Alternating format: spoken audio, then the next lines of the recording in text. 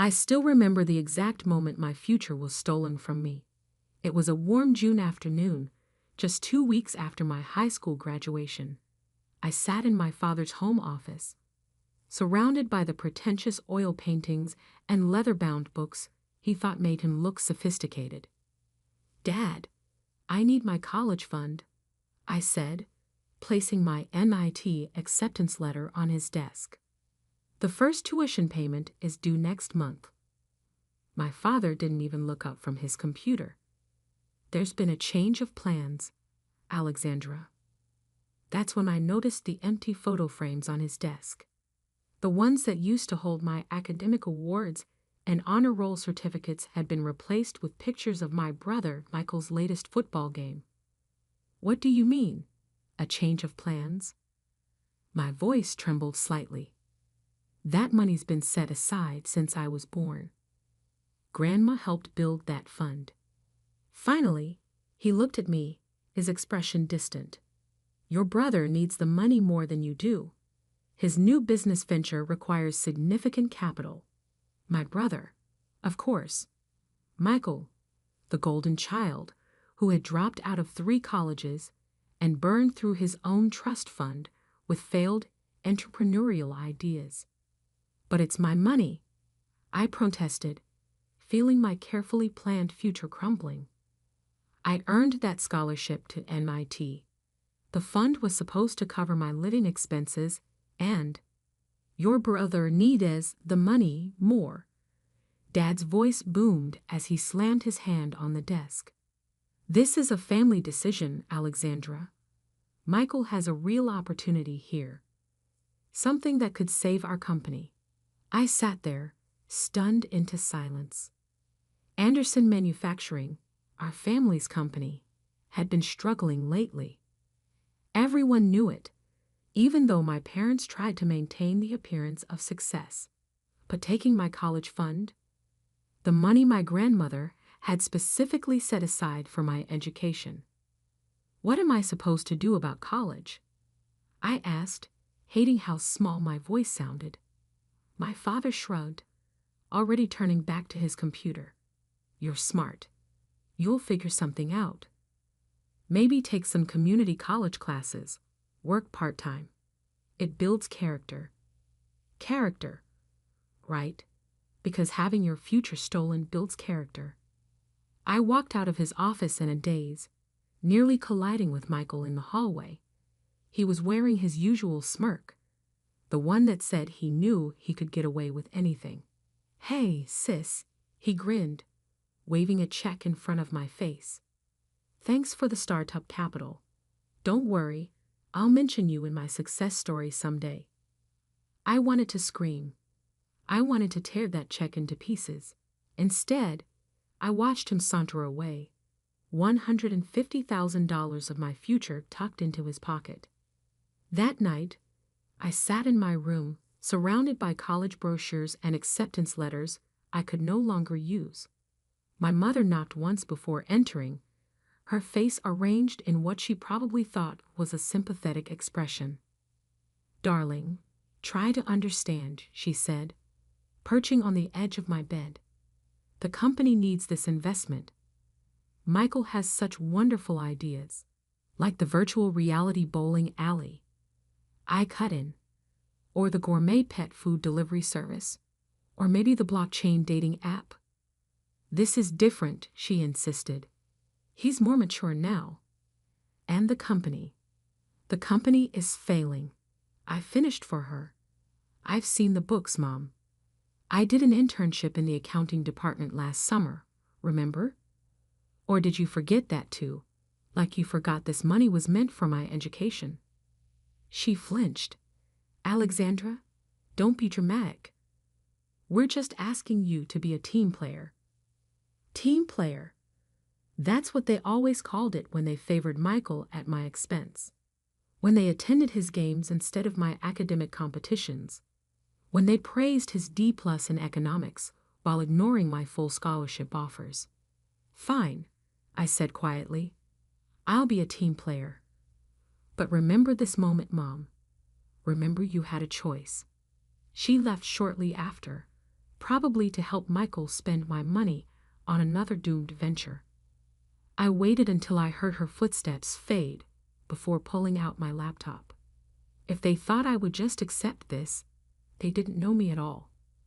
First, I emailed MIT explaining my situation and deferring my acceptance. Then I called my grandmother's old friend, Margaret Chen, who ran a successful investment firm. They did what?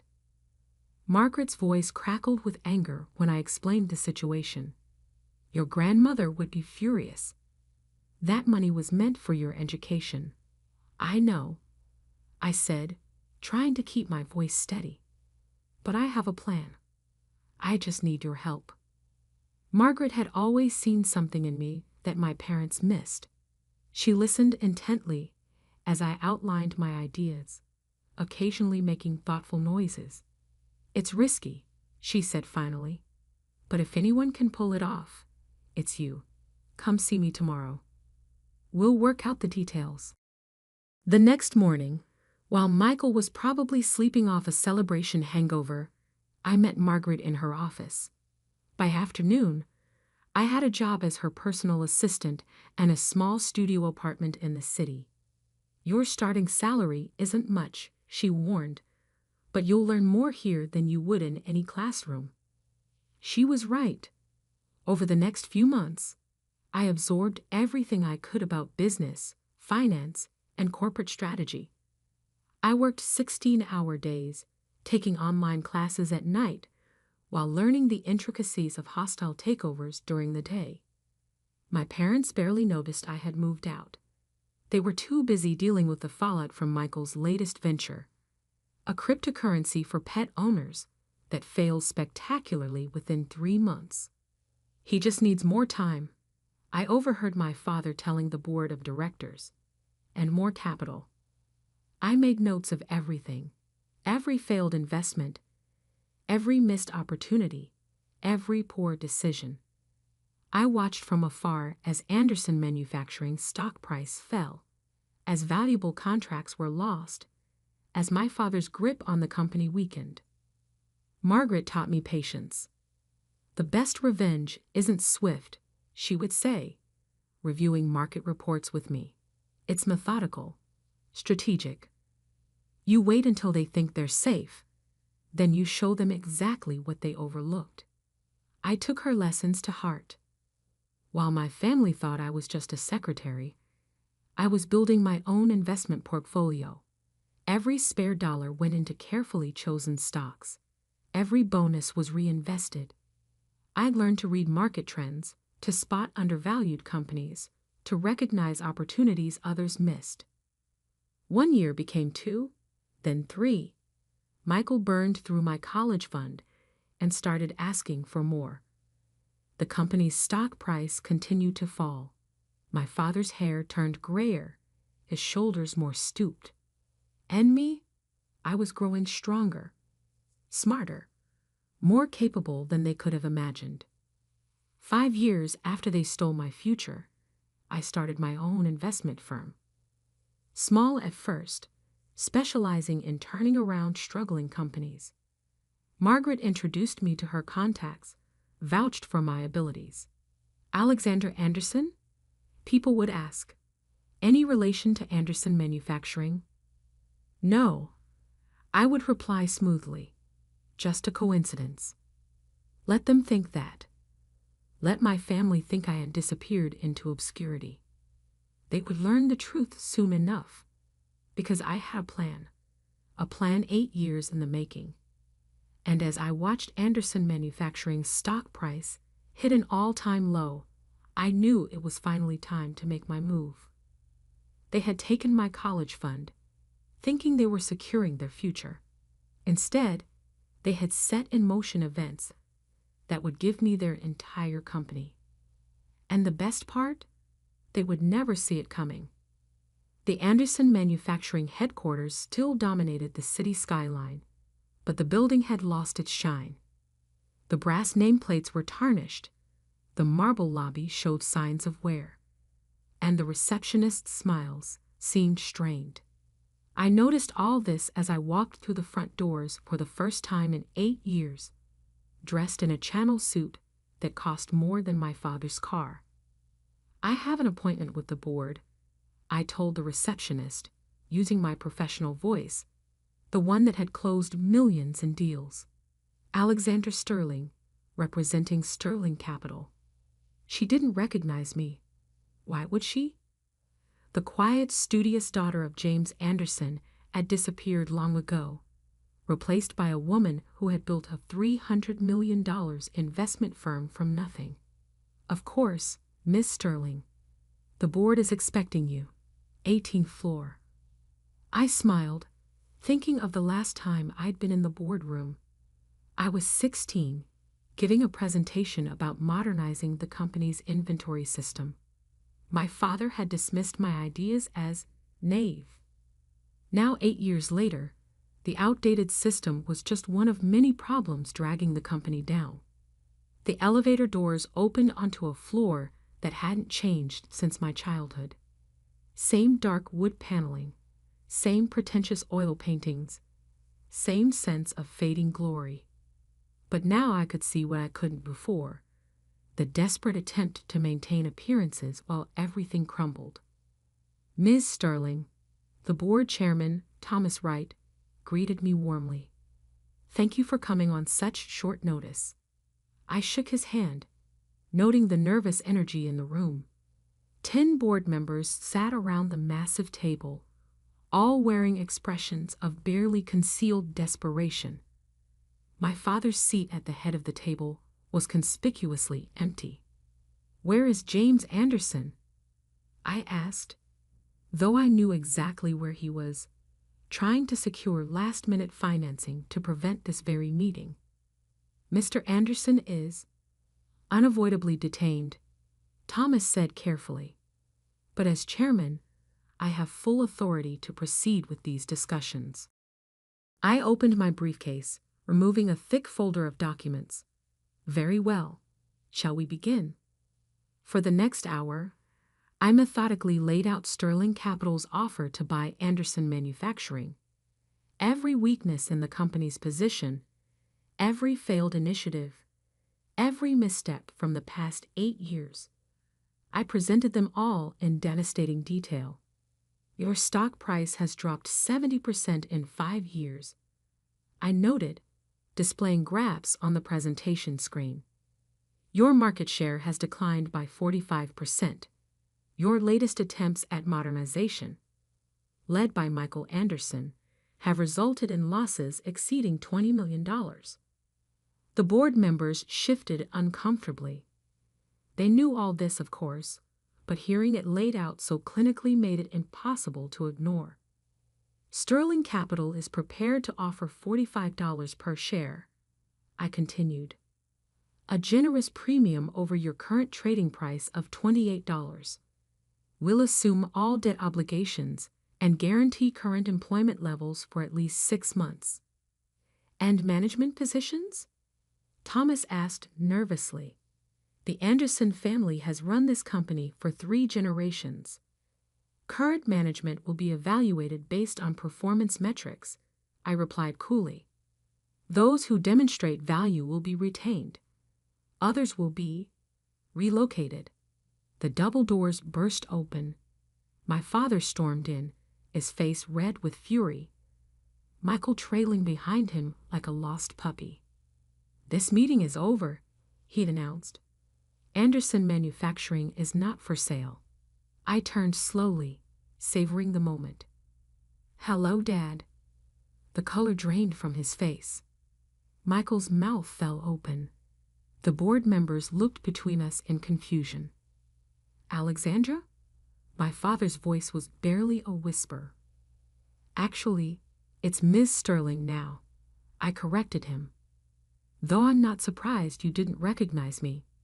You never did pay much attention unless Michael was involved."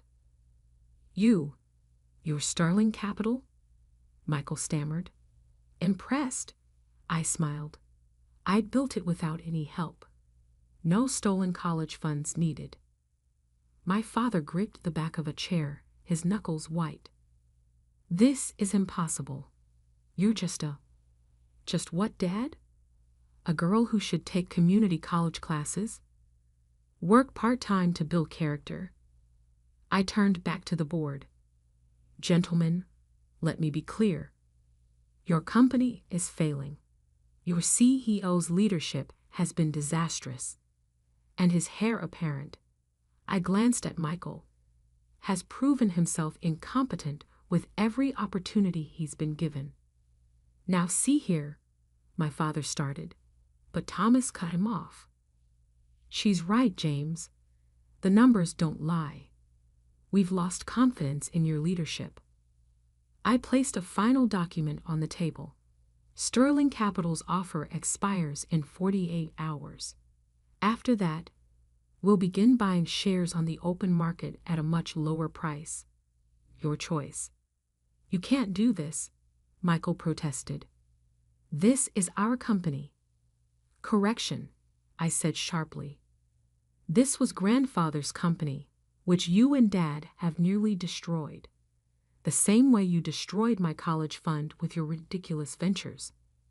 The board members were watching this family drama unfold with growing understanding. I saw recognition in their eyes, not just of who I was, but of how badly they had underestimated me. Alexandra, my father's voice cracked slightly. We can discuss this privately, as a family.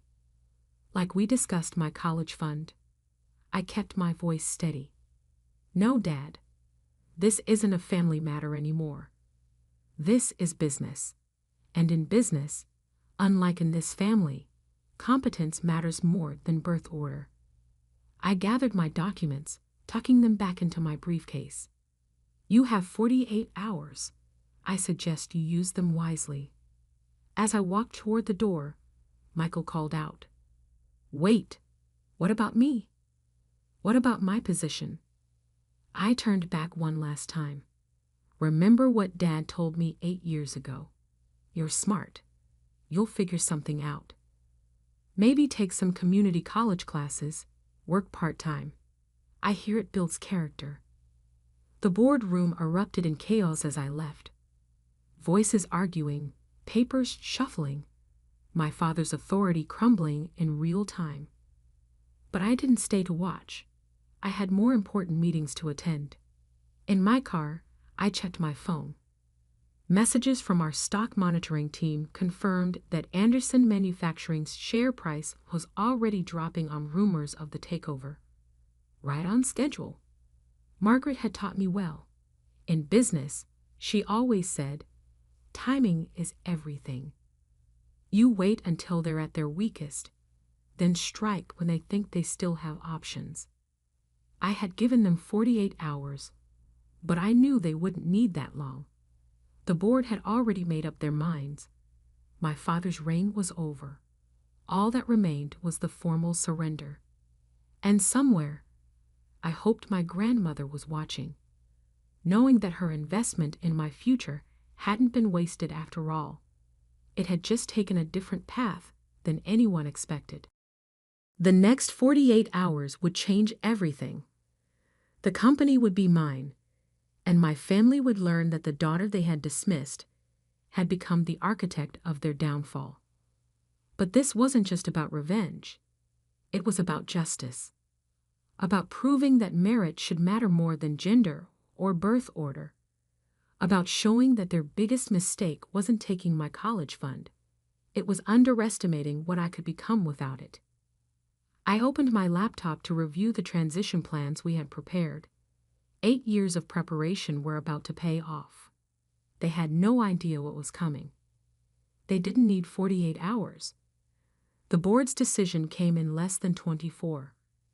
I sat in my office at Sterling Capital, reviewing the final acquisition documents when my assistant entered. Ms. Sterling, the Anderson Manufacturing Board just voted. They'd accepted your offer. I allowed myself a small smile. Unanimous? All but 2 votes. Your father and Michael abstained. Of course they did.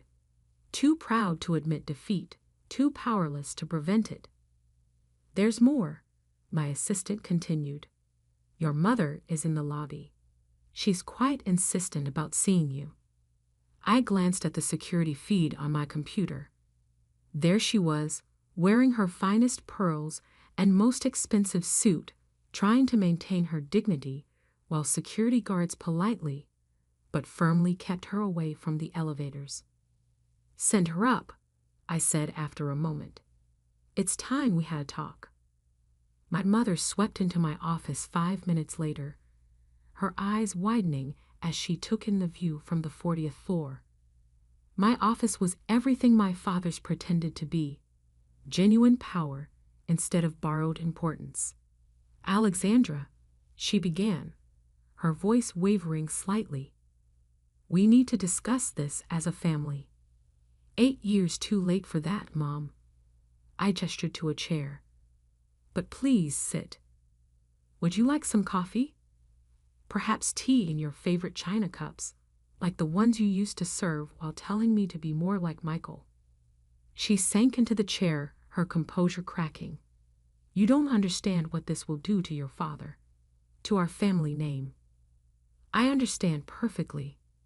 I understand that you and Dad took my future and handed it to Michael, expecting me to just accept it. I understand that you watched him waste not just my college fund, but millions more in company money, and still believed in him more than me. We were trying to save the company, she protested weakly. No, I corrected her. You were trying to save your image of what the company should be. Run by your son, regardless of his competence. Well, now I'm going to show you what the company could have been if you'd bothered to notice your daughter's potential. My phone buzzed, a text from Margaret. It's done. Papers are signed. The company is yours. Perfect timing, I murmured, then looked back at my mother. Congratulations, Mom. You're now looking at the new owner and CEO of Anderson Manufacturing. Though I suppose we'll have to change the name. She paled. You can't. I already have. I turned my laptop screen toward her, showing the signed agreements. The board voted. The papers are signed. Anderson Manufacturing is now a subsidiary of Sterling Capital. Your father will never accept this. He doesn't have a choice. I stood up, walking to the window. You know what's ironic? If you had given me my college fund, I would have gone to NIT, probably ended up working for some tech company. But by taking it away, you forced me to learn business the hard way, to build something of my own. So in a way, I should thank you. A commotion outside my office interrupted us. My father's voice boomed through the reception area. I demand to see her. Send them in. I called to my assistant. My father burst in, Michael right behind him. They both stopped short at the sight of my office, the reality of my success finally hitting them. How? My father demanded. How did you build all this? The same way grandfather built Anderson Manufacturing. Hard work, strategic thinking, and an understanding of what makes a business actually succeed. I met his gaze steadily. Everything you taught Michael, but never bothered to teach me. I won't let you destroy my company, he growled. Your company? I laughed. You mean the company you've been systematically destroying for years? The one where profits have dropped 70% under your leadership? That company. I pressed a button on my desk, and the wall of screens behind me lit up with graphs and charts. 8 years of declining performance under my father's management. Let's talk about Michael's contributions. I continued, pulling up more data. 5 failed initiatives, each more expensive than the last. The cryptocurrency debacle alone cost $3 million. The automated factory upgrade that never worked. Another $5 million. Shall I go on? Michael slumped in a chair, his usual bravado evaporating. Those were just temporary setbacks. No, They were failures. Failures that could have been avoided if either of you had listened to the quiet daughter who understood modern business practices instead of clinging to outdated methods and throwing money at foolish schemes. My father's face had gone from red to white. What are you going to do? First, I'm going to save the company you nearly destroyed. Modern inventory systems, updated manufacturing processes, proper quality control. Everything I suggested years ago that you dismissed as naive. I picked up a stack of folders from my desk. These are your severance packages. Generous ones, because unlike you, I understand the value of family connections in business. You'll be publicly retired, your reputation's intact. Provided, of course, you cooperate fully with the transition. And if we don't? My father challenged. I smiled. Then I released the full audit reports to the shareholders. Every failed project, every misused fund, every poor decision that led to this moment. Your choice. My mother stood up, hands shaking. Alexandra, please. We can find another way. Like you found another way to fund my education? I shook my head. No, Mom. This is business. And in business, unlike in this family, actions have consequences. I walked around my desk, facing them directly. You have until tomorrow to sign the severance agreements. After that, the offer expires, and we do this the hard way. Now, if you'll excuse me, I have a company to run. They left in silence, my father's shoulders slumped, my mother fighting back tears, Michael looking lost without his usual confidence. As the door closed behind them, Margaret entered from my private conference room. Well done, she said softly. Your grandmother would be proud. I let out a long breath, feeling 8 years of tension finally release. You know what the strangest part is? I didn't do this for revenge. Not really. I did it because I knew I could run the company better than they ever could.